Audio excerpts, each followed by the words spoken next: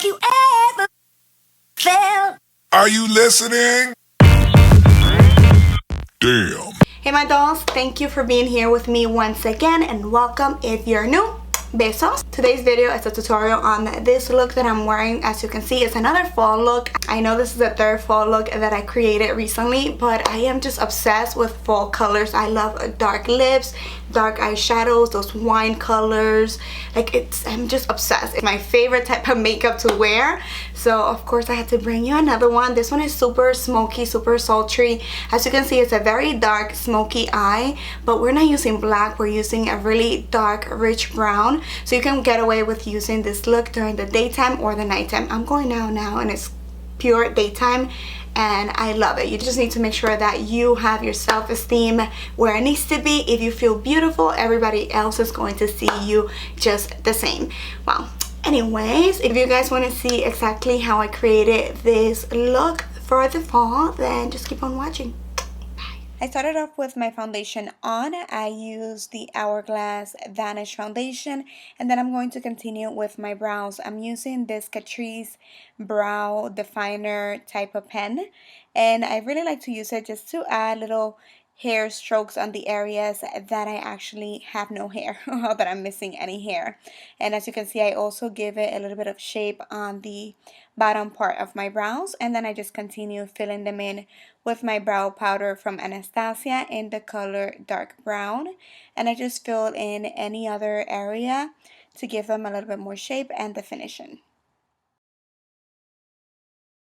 And just to clean up any mistakes that I made and to give the brows a little bit more definition and make them more defined, I'm using a little bit of concealer and I will clean them up using this concealer brush by Sephora. Next, I'm going to continue by priming my lids using MAC's Paint Pot in Taupe Ochre. I have to use this.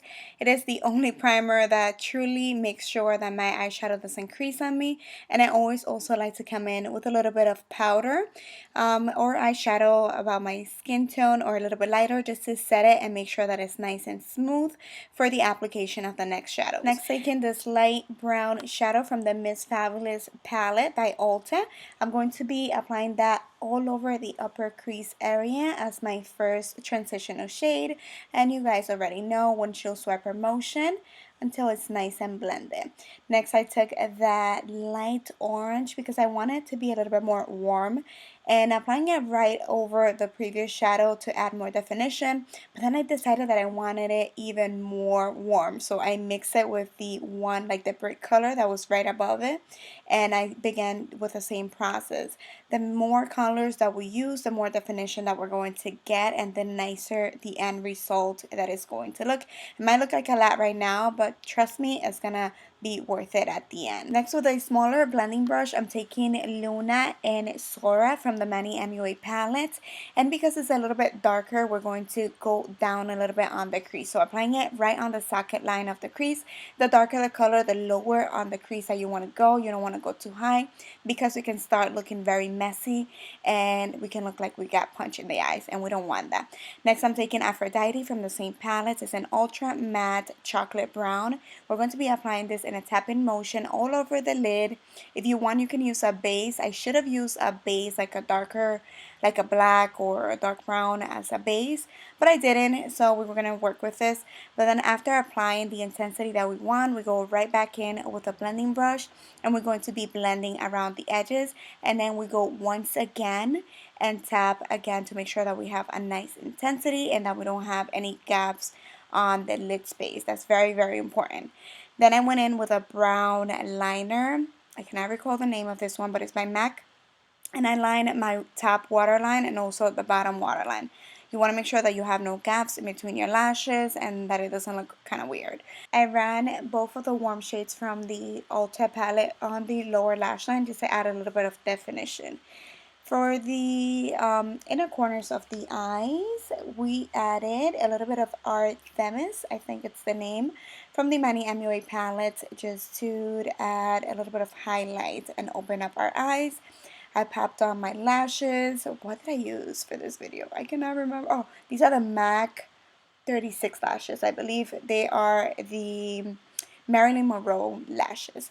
And with that and a little bit of mascara, as you can see, we completed the eyes, and then I moved on to contour. I'm using my contour palette from Kat Von D with my little contour brush from Real Techniques, and I'm just applying that in all the contour areas, any part that you want to soak in, and if you want to look a little bit slimmer than you are, and then if you want to make your nose look a little bit slimmer, you do that as well. And I of course need that, so that's what I'm doing right now. And then for highlighter, I am using the only one that I've been using lately because, let's be honest, I just moved and I cannot find anything yet. But this is the Anastasia Beverly Hills, what is it, the Deep Sun? No, Sun Dip highlighting palette. And I'm using the golden shades and I'm applying that on the highest points of my face, a little bit on the bridge of the nose. And I like to go over that with my damped beauty blender just to make sure that it blends in into the rest of the makeup. For blush, I'm using the 9N blush palette from Morphe. And as you can see, I took the warm shade, which I really, really like. And now the fun part. For the lips, I'm going to be using ColourPop's Lippie Pencil in the tone Pitch. And I'm going to be lining my lips. And I'm practically going to just color my entire lips with this. I really, really like the color, but I wanted it to be a little bit more smooth. So I'm going to be going right over that with a lippy stick. I think that's what they call in Grunge, which is a matte lipstick. I really, really like this combination. Super comfortable to wear and long lasting. And that is it. I hope that you guys enjoyed this video, that you like the result. Thank you so much for watching, and I'll see you guys next time. Besos. Bye-bye.